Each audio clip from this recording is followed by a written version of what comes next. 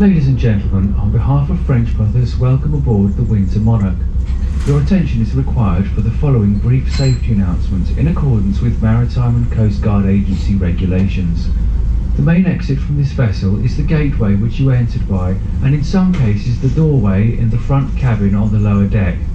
In the highly unlikely event of an emergency, additional exits may also be used at the direction of the skipper and crew. These consist of the large sliding windows in any of the lower saloon areas, or the open sides around the upper deck. Buoyant apparatus consisting of life rings and life rafts are stored around the outsides of the upper deck and above the front cabin. And in the event of any emergency, please remain calm and await further instructions from the skipper and crew. If you are accompanying small children, please keep them with you at all times. And if you have bird food purchased either from our gift shop or on board, please throw it well clear of the vessel. Ensure also that this is the only thing which you throw overboard. All rubbish must be placed in the bins provided or taken ashore. Finally, as with all our public sailings, there is to be no smoking on any part of this boat. We thank you for your cooperation, and if you have any questions or if there is anything we can do to make your trip more enjoyable, please do not hesitate to ask a member of staff. We have a well-stocked bar on board, situated on the lower deck towards the rear of the boat. This will be open throughout this trip, selling a range of wines, beers, spirits, as well as soft drinks, tea, coffee, hot chocolate and light snacks. We also have special promotions from time to time, so please ask about these. For instance, 2 or more of you may wish to share a jug of Thames, the perfect traditional drink to enjoy on the river. There's no need to leave your seat, as a member of staff will be making their way around the boat shortly, taking orders for drinks which can then be brought to you. If you have a tariff, you can write your order down on this and tear it off the comments section and give it to a member of staff.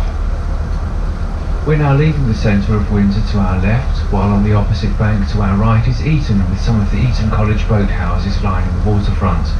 Rowing is a popular activity at Eton, the boys choosing either that or cricket as their summer sport. Those who choose cricket are known as dry bobs, whilst the rowers are called wet bobs.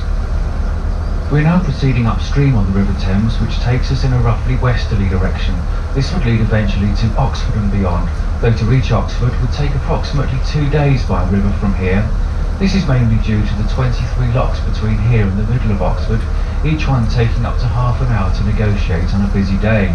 There is a speed limit on the upper Thames of a little under 5 miles an hour, added to which the Thames takes a very meandering course, so all in all it's not the place to be if you're in too much of a hurry.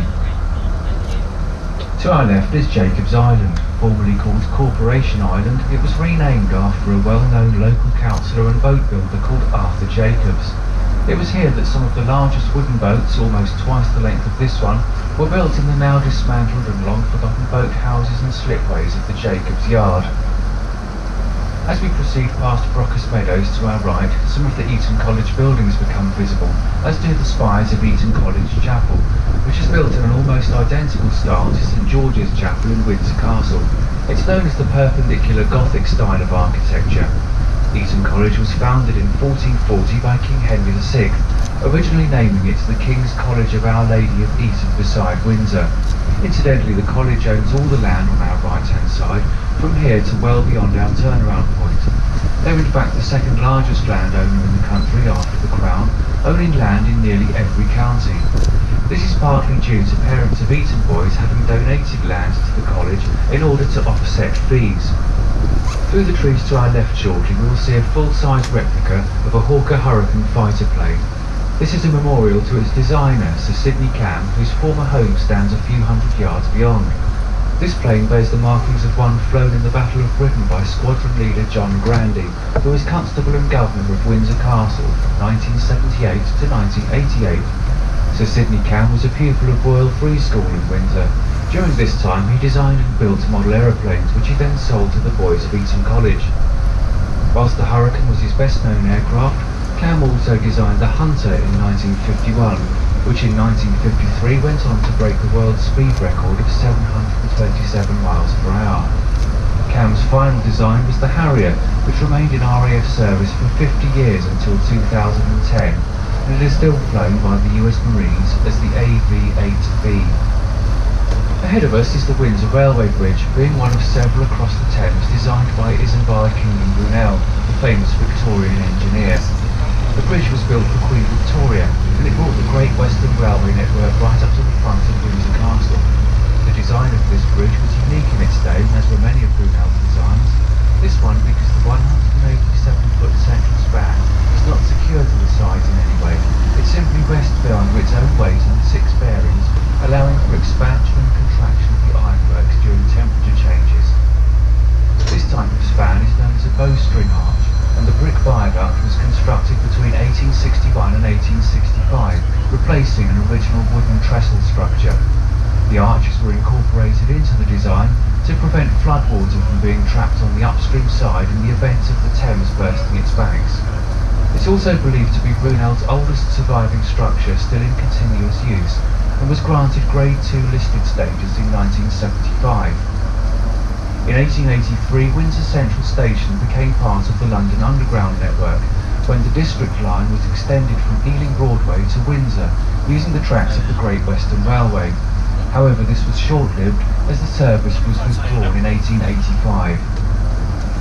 The land to our left forms part of Bath's Island, so called because in the days before Windsor had a purpose-built swimming pool, the channel behind the island was closed to boats during the summer months, providing the people of Windsor with a safe swimming area. In 1870, Queen Victoria disapproved of the sight of bathers from the royal train and had them moved to the downstream end of the island. Then in 1904 the area by the railway was used again, but this time with men on the downstream side of the bridge in the eastern baths and ladies upstream in the western baths.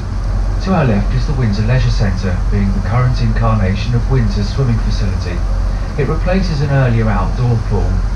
The centre stands on the site of the once famous Ricky Tick Club of the 1960s. The Ricky Tick was a well-known live music venue in its day.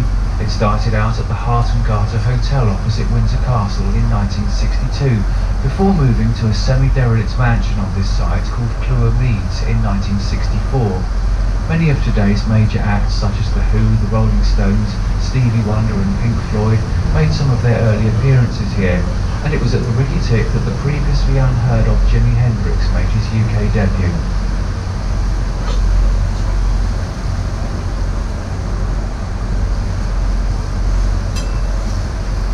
Sometimes we see boats on the Thames with interesting histories, in particular those which took part in Operation Dynamo in 1940. These are the Dunkirk little ships. Operation Dynamo lasted 9 days and resulted in over 1/3 Allied troops being rescued from the beaches of Dunkirk on the coast of northern France, where they had become surrounded by German forces. The operation was planned by Vice Admiral Ramsay, who sent out an appeal to private boat owners and operators of small commercial craft who could get close to the shore. Around 800 boats were hastily assembled, of which about 150 are still in existence, some having been restored to a very high standard. Often being of wooden construction, these little ships can usually be recognised by a small brass plaque on the wheelhouse inscribed Dunkirk 1940. They may also fly the flag of the Association of Dunkirk Little Ships, which is the cross of St George with the crest of Dunkirk in the centre. We're now passing White Lily's Island to our left. The name is misleading as it is in fact a plot of land forming the downstream end of a much larger island. This plot was sold for development by the owners of Clewer Boatyard in 1957 for £7,000. The land and 5 houses on it are now estimated to be worth well in excess of 20 million. Past residents include the Australian singer and actress Natalie Imbruglia, who in fact called one of her albums White Lily's Island.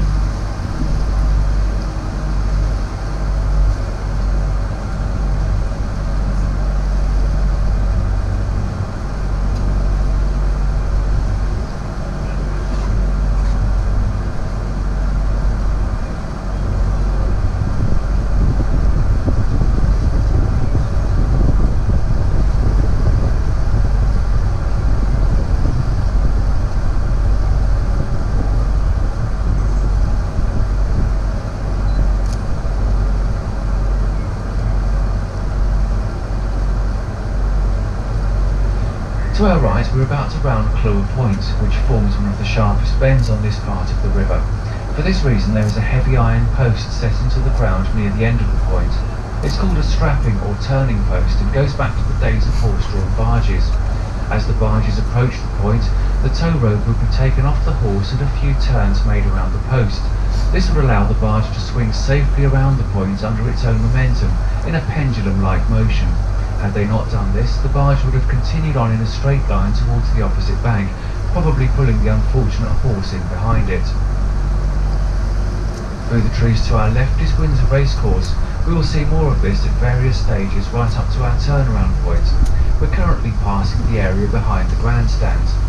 Racing began here at Windsor in 1866 and continues on to this day with regular Monday evening meetings and some weekends throughout the summer.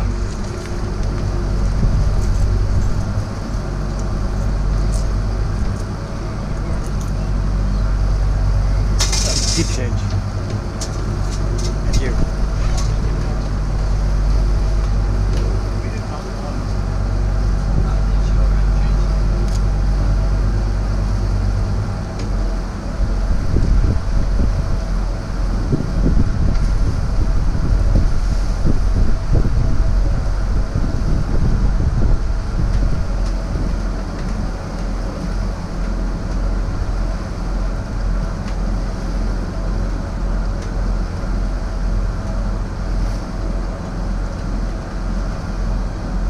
We're now rounding a bend called Upper Hope, and just beyond these trees to our left is the parade ring of Windsor Racecourse. This course is unique in that it stands entirely on an island.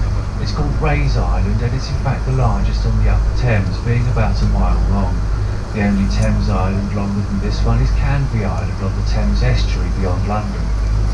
It's also one of only 2 figure-of-8 courses in the country, the track having been laid out in this way in order to fit the required length of track into the limited space offered by the island.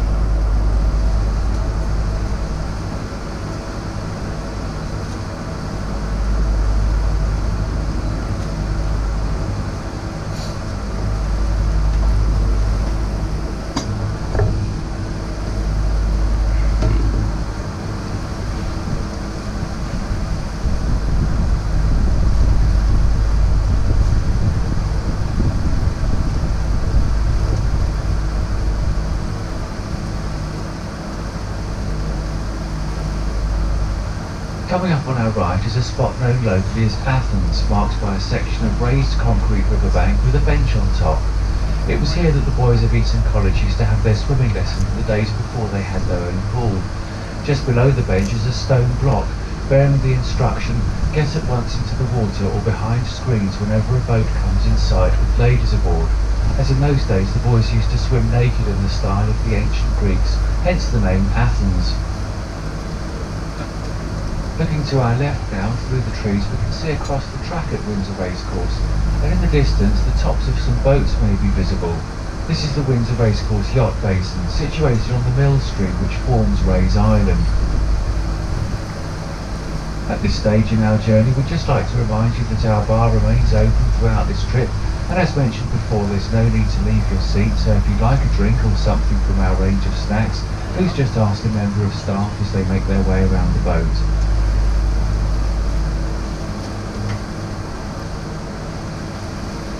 As we travel along the tree-lined banks of the Thames, there is an abundance of bird life to be found. Among the most common is the mallard duck, the male of which has the unfortunate combination of a green head and orange feet.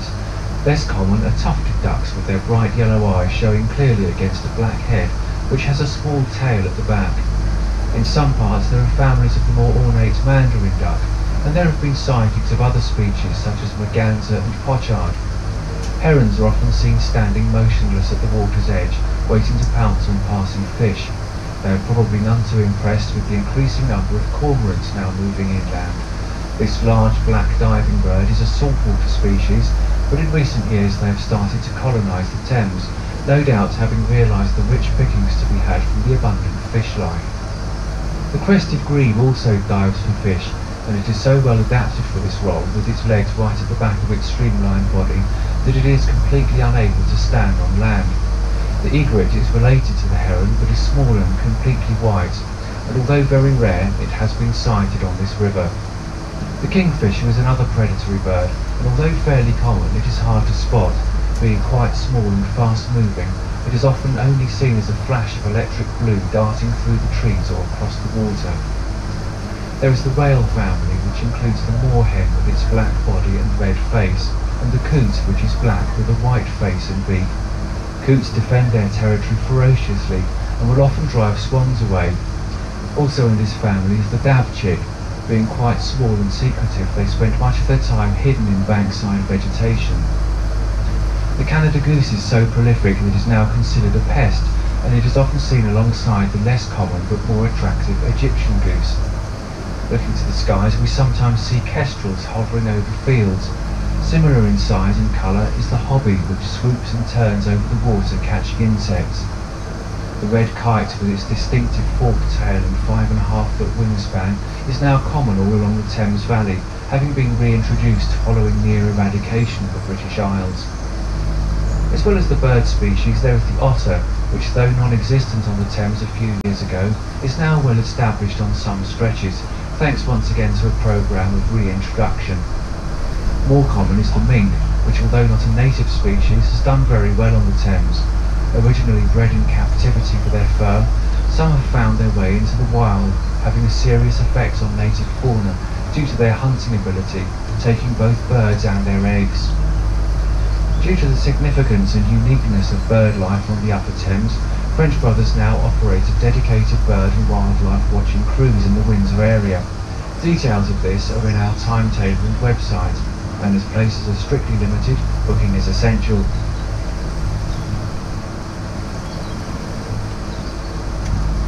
Ahead of us now is Bobley Lock, our turnaround point. The lock and weir are built around the island ahead of us, and the set of grey gates to the right is the entrance to the lock chamber, which allows boats to bypass the weir, making the change in level from one side to the other. Boats continuing upstream from here will enter the lock chamber, the gates will close behind them, and water from the upstream side will flow into the chamber through sluice gates below water level. This flooding of the lock will raise the boats until the water level in the chamber is equal to the level on the upstream side, at which point the upstream gates can open, allowing boats to continue their journey.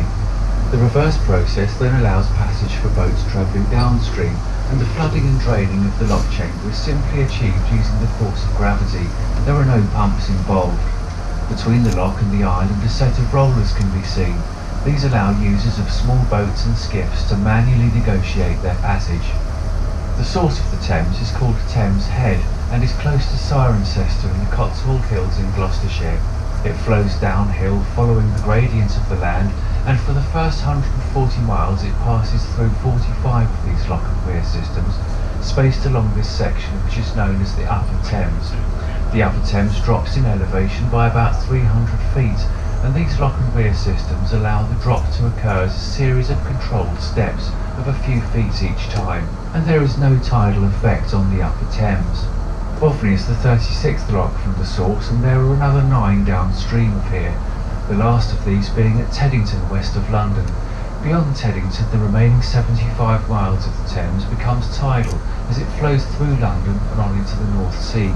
This gives a total length of 215 miles. The weir ahead of us is a bit like a dam spanning the main channel, and it is this which does the main job of controlling the flow and subsequently the level. The lockkeeper does this by raising or lowering the individual gates, usually in response to recent rainfall. Allowing a faster flow during wet weather prevents a build-up in level which could lead to flooding, while in dry weather the weir gates are closed in, holding the water back but maintaining a safe depth for boats to navigate. Indeed, the lockkeepers maintain a chain of communication along the river, keeping the Upper Thames at a more or less constant level throughout the year.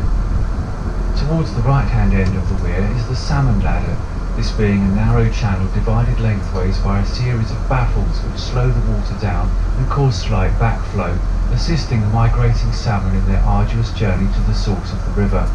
Salmon were successfully reintroduced to the Thames in 1982 after a long absence, and they have become firmly re-established since then.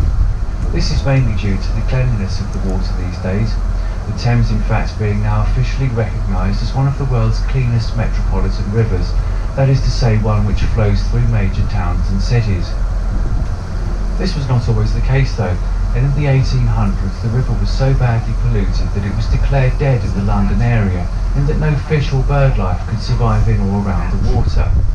The smell of the river was unbearable to those who lived or worked near it. Diseases such as typhoid and cholera were rife, and this period was known as the Great Stink.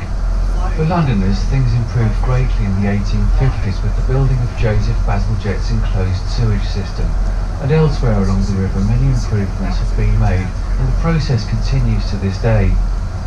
The colour of the water is deceptive. Despite looking dirty, the brownish-green tint is caused by naturally occurring sediment and microorganisms. Having turned around, we now embark on the downstream leg of our journey, which would take us to London and then on to the North Sea, and for the same reasons as mentioned before, the journey from here to central London would take in the region of 12 hours. However, we are not limited to the River Thames. In fact, much of England is linked by canals and rivers. The first canals were built by the Romans for the purposes of irrigation, as well as linking navigable rivers. But it was the Industrial Revolution of the 18th and 19th centuries which saw the most significant development due to the need to transport goods around the country, as at this time roads were fairly undeveloped. For instance, at Reading in a suitably sized boat we could turn off the Thames onto the Kennington-Avon Canal and make our way to Bristol, or at Oxford we could branch off onto the Oxford Canal and head north to Birmingham, a city which grew largely as a result of being a hub for several canal and river networks. From Birmingham we could then navigate our way to Liverpool or Manchester. If we were heading downstream as far as Brentford on the western edge of London, we could join the Grand Union Canal, which also heads north and joins the Oxford Canal, leading to Birmingham. Across the meadows to our left is the village of Eton Wick, being close to but entirely separate from Eton itself. In the distance beyond Eton Wick, some tall factory chimneys are visible. These form part of the Slough Industrial Estate, reckoned to be the largest in Western Europe. The chimneys form part of a power station, next to which is the Mars factory, where amongst many other confectionery items, they're able to produce somewhere in the region of 2 million Mars bars in a day. Slough is a town of some notoriety. The wartime poet John Betjeman penned the famous line, "Come friendly bombs and fall on Slough." And in more recent years the town was used as the backdrop for the comedy series The Office, starring Ricky Gervais and Martin Freeman.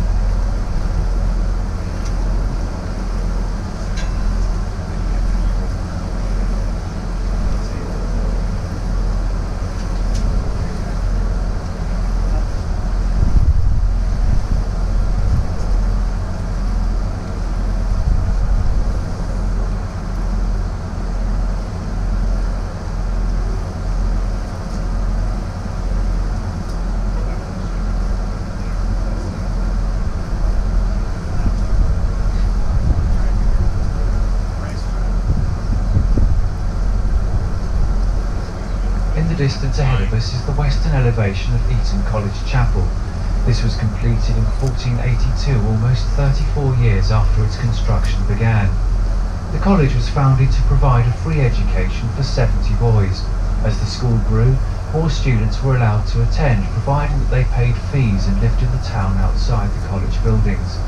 These students became known as oppidums, from the Latin word oppidum, meaning town. In fact, in those days the boys were required to speak Latin at all times, risking punishment if they failed to do so.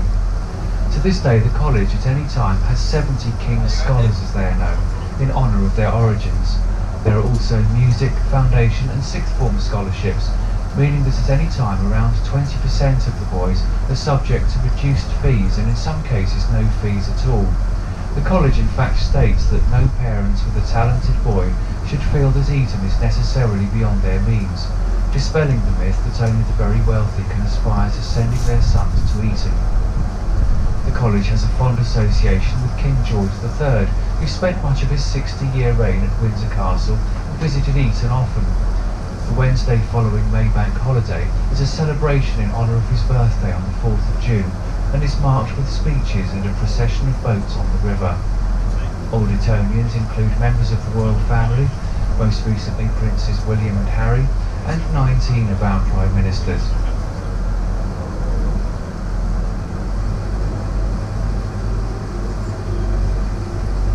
The small wooden footbridge coming up on our left is Long Bridge, aptly nicknamed the Chinese Bridge due to the 3 arches which are reminiscent of the famous willow pottery pattern. The backwater beyond the bridge is the Cuckoo Weir stream, and although there is no weir on this stretch of water, it was considered as the location for one, which was subsequently built at Bothney. A little further along this stream is the headquarters of Swan Lifeline, one of several charities along the Thames which care for sick and injured swans. Swans on the Thames fall under 3 divisions of ownership, those being the reigning monarch and the city livery companies of dyers and vintners. This tradition goes back to the 12th century, when the reigning monarch held claim to all wild swans on the Thames, as in those days swans were a popular source of food for royalty. Then under a royal charter in the 15th century, the city livery companies were granted an equal share, and the ceremony of swan-upping began. This involved representatives of the 2 livery companies and the royal household rowing upriver, catching and marking all that year's cygnets in order to establish ownership. This annual event continues to this day in the 3rd week of July. Originally the birds were marked by cutting marks into their beaks, but now a band is placed around the bird's leg bearing a serial number. Swan-upping serves as a census as it records numbers of swans, and the birds are also checked for weight and general condition. A swan's diet consists mainly of green vegetation, and it's for this reason that the branches of some of the willow trees appear to have been neatly trimmed a foot or 2 above water level.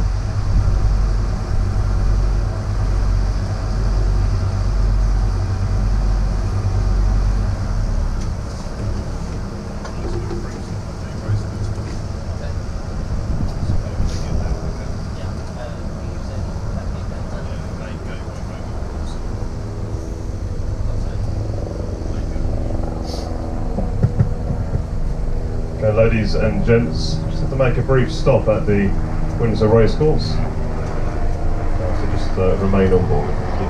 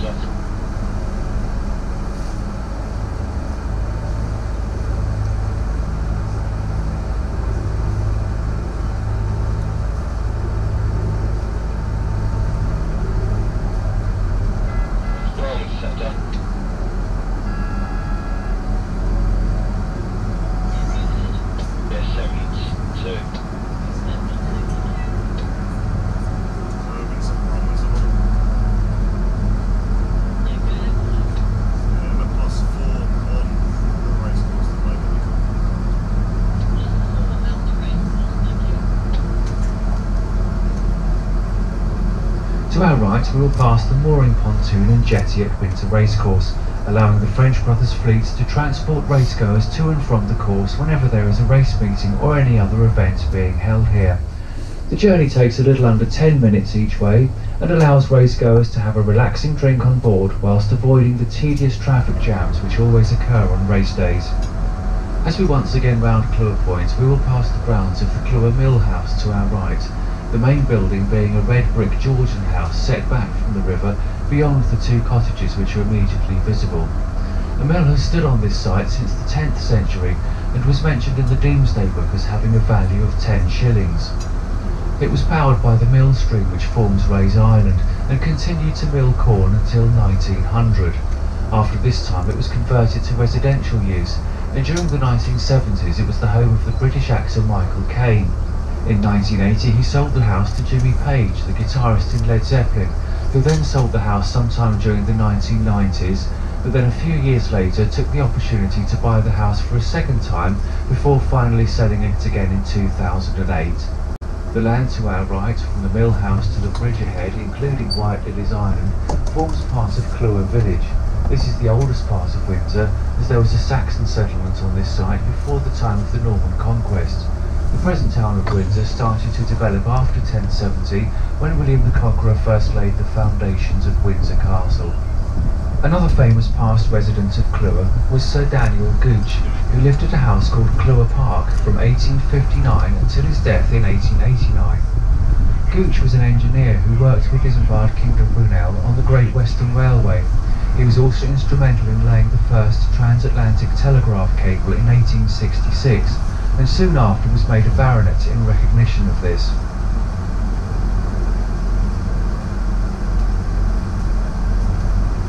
Ahead of us is Queen Elizabeth II Bridge, the relief road to the right of which forms one of the boundaries of Clewer with the rest of Windsor.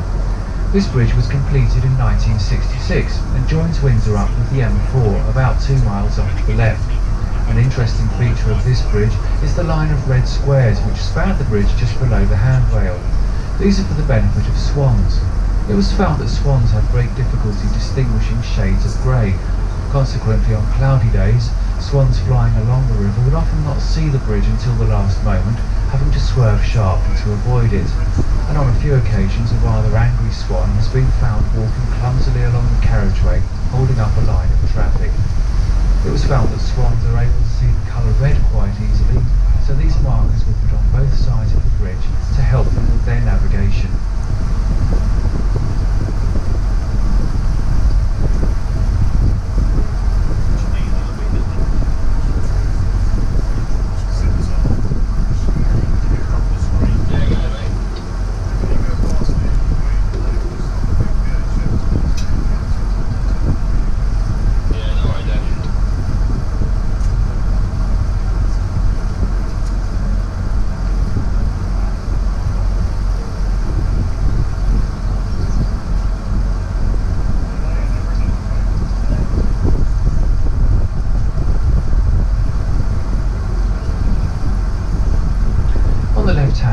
Between here and the railway bridge, we'll pass 2 small green footbridges.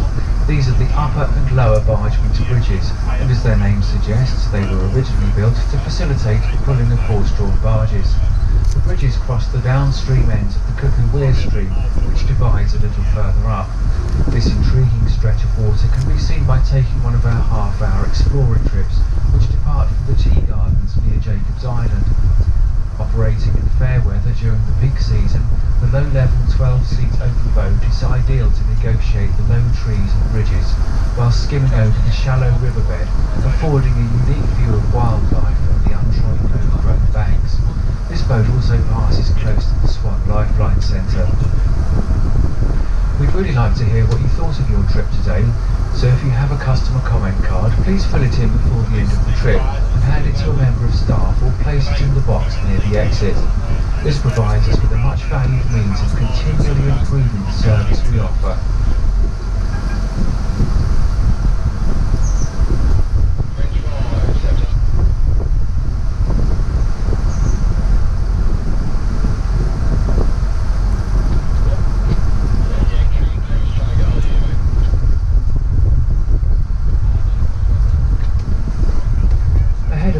soon see one of the finest views of Windsor Castle.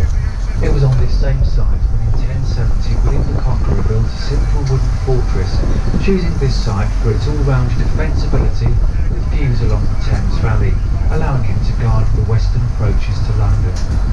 Prior to the Norman conquest, Edward the Confessor had held court at the royal manor of Kingsbury in what we now know as Old Windsor, until his death in January 1066. The proximity to the River Thames was no doubt the prime reason for choosing this location, the waterway being the main highway to London in the east. After the Norman conquest, William built a ring of fortresses within one day's march of London, of which Windsor is undoubtedly the finest. In addition, the extensive Windsor Forest offered excellent hunting, and William chose to live there until his death in 1087. The concept of castles was unknown to the Saxons, and it was part of William's plan to ensure the permanence of the conquest.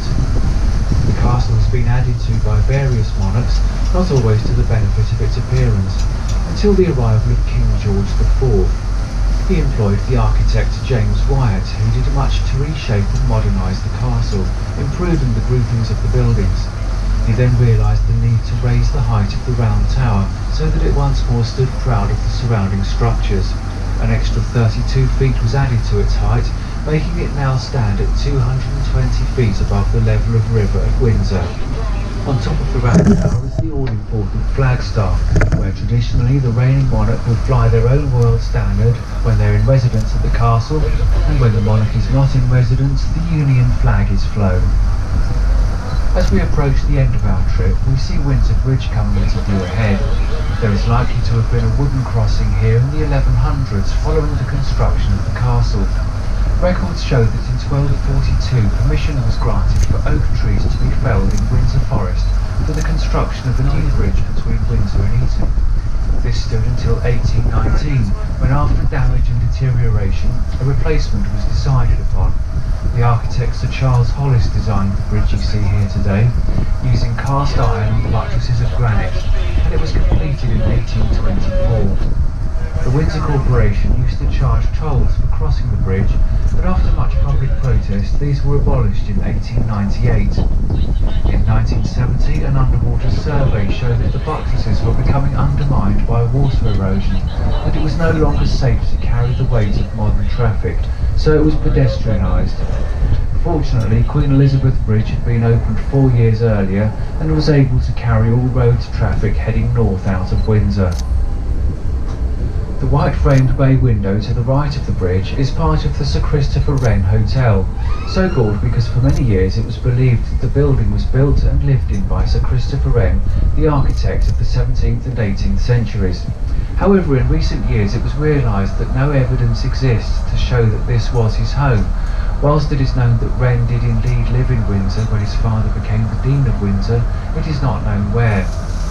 Wren was responsible for designing the dome of St Paul's Cathedral, the London Observatory and 51 London churches after the Great Fire of 1666. He also completed the building of the Windsor Guildhall, started by Sir Thomas Fitz, who died before completion.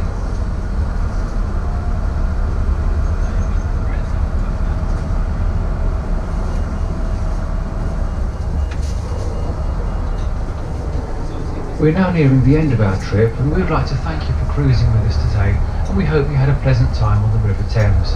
Please remain seated until the boat has been secured to its mooring and the gate has been opened by a member of staff. Take the time to visit our shop, where you'll find a range of gifts suitable for all ages, as well as drinks and confectionery.